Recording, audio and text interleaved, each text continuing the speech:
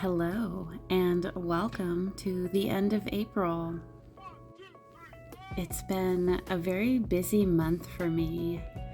Last month, there was a lot of slowing down and resting, and this month has definitely been filled with following where my energy leads me.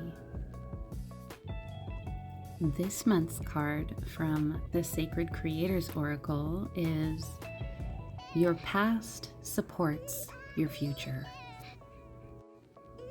The Essential Meanings section reads, the ability to draw on past experience, the toolkit of knowledge that you have collected, a time to enjoy the work you've done, things coming to fruition, intentionally weaving the future, justice and karma, finally getting what you deserve. I feel like this month I've really had the chance to practice what I've been practicing. I know that might sound silly, but actually put into practical application what I've been practicing. So slowing down has become easier, focusing has become easier, saying no and putting down the distractions has become easier. Choosing to take care of myself over being lazy has become easier. Just doing the things, just living the life I want to live in general has been becoming easier.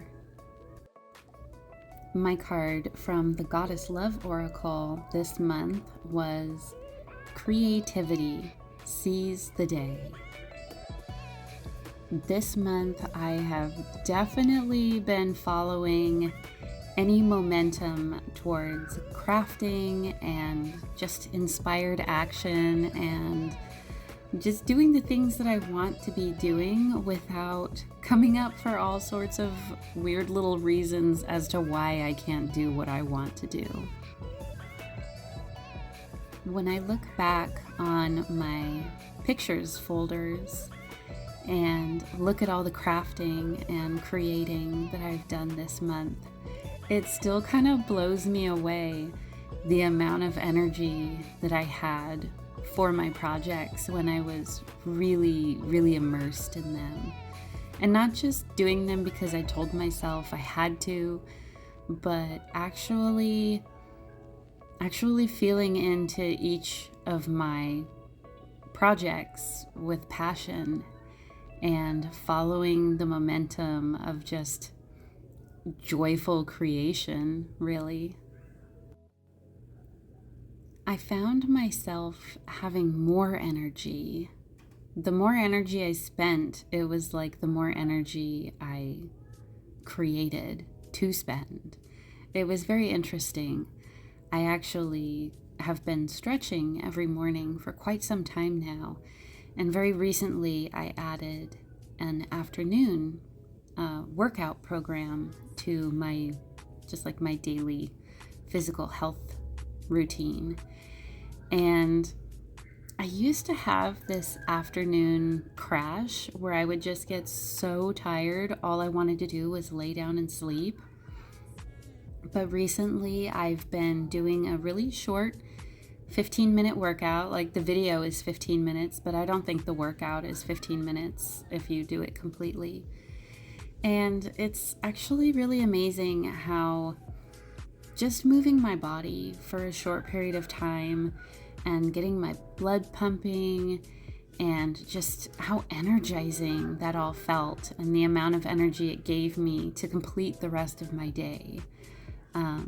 It's just been really fun to dive into and experiment with, and it's just been very enjoyable.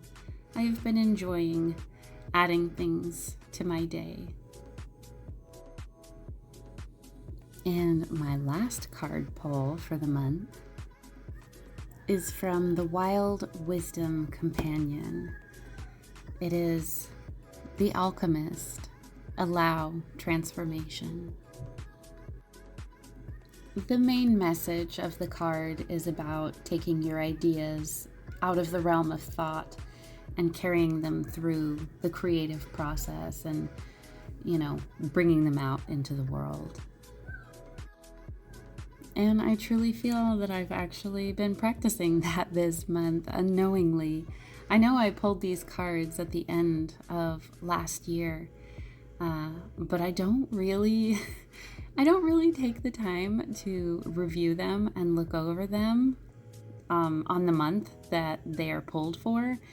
This reflection process usually happens at the end of the month when I'm putting this whole video together and reviewing my cards and rereading everything that I read at the end of last year. So it's been really fun to see how the cards for each month have lined up to the energy for each month. Because each card, each deck has a different energy about it. It's really a reflection of all the different parts of my life and the lessons coming up and just like the things going on and things to look forward to and whatnot. But it has been really fun in retrospect to just look back on these cards and see how they aligned with each specific month, because they really do line up like scary well. And I truly believe another very important factor in my ability to follow my energetic flow as it comes and goes has definitely been because I've been consumption fasting. I don't know how many of you out there have heard of consumption fasting. I found out about it through Sydney Finn on Onyx Healing.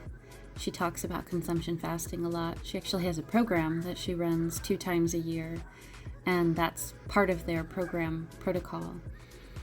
And she has a lot of different podcasts talking about how to conduct one, and all of the pros.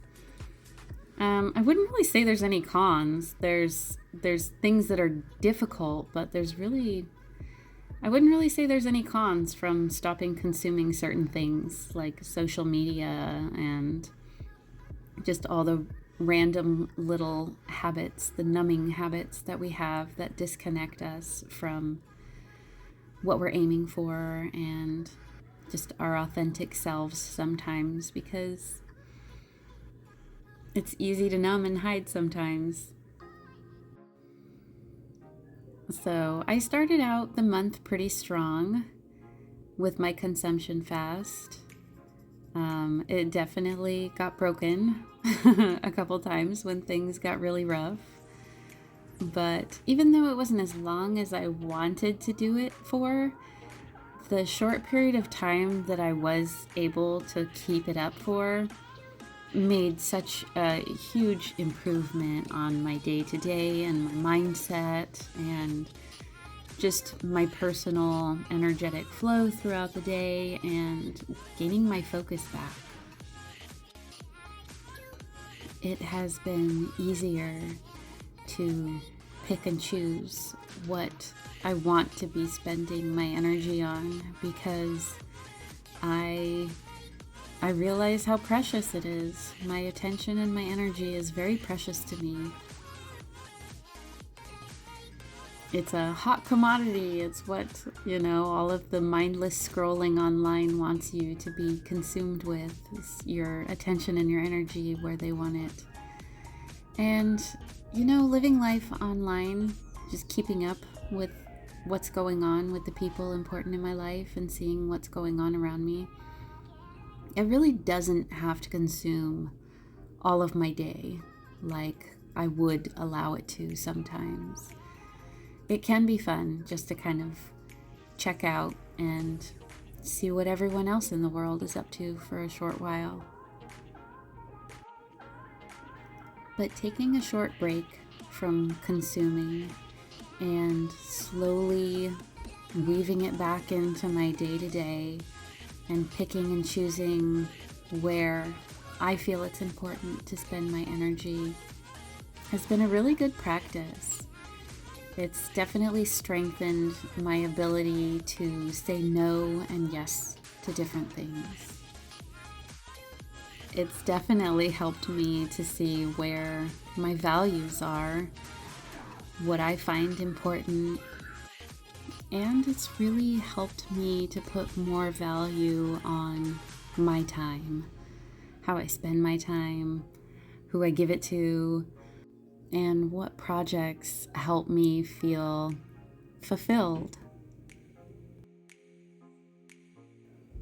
I'm still working on setting up my Etsy shop. I do have an Etsy shop. I just need to keep on creating products to fill it up with. I'm also working myself up to making videos for my business channel. I did create a business channel. I just haven't actually made any videos that I can post on there for that. But as I keep showing up here on this channel for myself, and as I keep practicing just pulling out my camera and recording the different things that I'm doing and finding my own creative narration, it's been a good exercise showing up here each month and pushing myself to meet the very low bar that I set for myself.